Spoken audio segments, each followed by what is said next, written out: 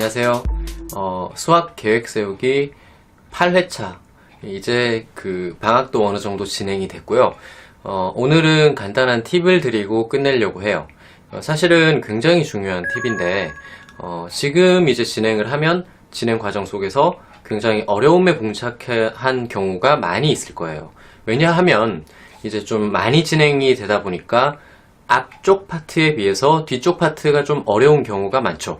그런 것들이 이제 조금씩 어려움을 주고 있어요. 쌓인 경우도 있을 거고요. 그것 때문에, 그러니까 어려운 파트를 어떻게 넘기는가 하는 것에 대한 팁을 드릴 거예요. 사실 잘 안 넘어가죠. 수투 같은 경우에는 이제,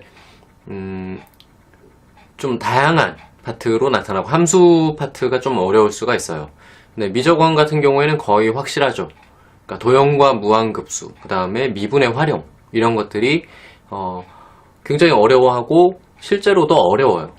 미적2 같은 경우에는 삼각함수의 활용, 그 다음에 미분 활용, 이쪽 파트가 많이 어렵고요. 그 다음에 기하 벡터는 벡터, 공간도형, 이런 것들이 어렵게 느껴질 수 있어요. 그래서 그런 것들이 많이 어렵다 보니까 그쪽 파트만 들어가면 자꾸 문제가 남게 되고요. 혹은 여차저차 하다 보니까 그냥 쓱 넘어가는 거죠. 다 넘어가 버리고 나중에 알고 봤더니 그 부분을 안 풀었어요. 그래서 실력이 좀 떨어지는 거죠. 그런 현상들이 많이 일어나요. 그러니까 이런 파트를 어떻게 넘기냐면 해결책은 크게 세 가지 정도로 나눌 수가 있어요. 첫 번째는 잠시 미루고 다음 것을 진행하는 거예요. 근데 여기서 이제 주의할 점이 있어요.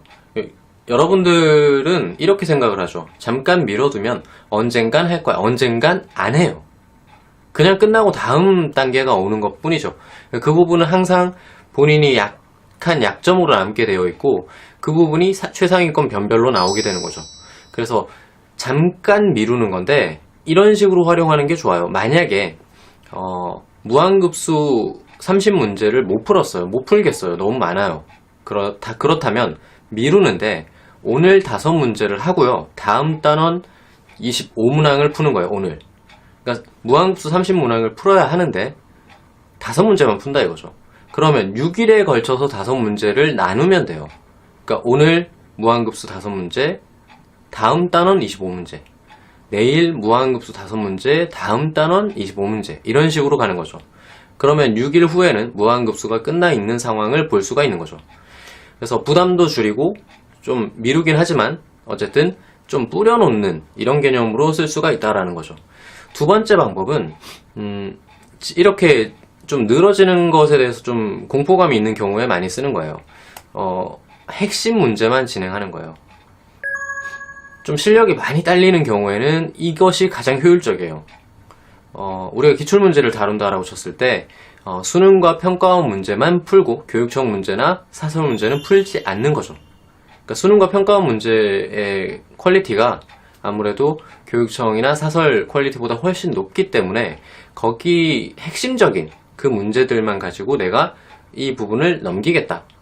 장기적으로 봤을 때는 결코 좋지 않으나 내가 실력이 좀 떨어진다라고 판단이 되는 경우에는 굉장히 효율적인 거예요. 떨어지는데도 불구하고 굉장히 어려운 사설 문제를 가지고 내가 늘어진다라고 하는 것은 굉장히 비효율적인 거죠. 그래서 두 번째 경우는 좀 실력이 떨어진다라고 판단하는 경우에 많이 쓰시면 좋겠습니다. 그리고 세 번째 방법은, 그러니까 이 방법을 많이 선호들을 하실 거예요. 세 번째 방법은 일단 밀어놓고요. 누군가의 도움을 받는 거죠. 근데 여기서 이제 맹점이 하나 있어요. 밀어놓고 여기서 누군가라는 것은 선생님, 친구, 뭐 학원 선생님, 과외 선생님, 뭐 이런 것들. 그러니까 선배. 그러니까 내가 누군가 물어볼 사람이 있다는 거죠. 근데 맹점이 뭐냐면 여러분들이 원할 때 그분들의 시간이 안 될 수 있어요.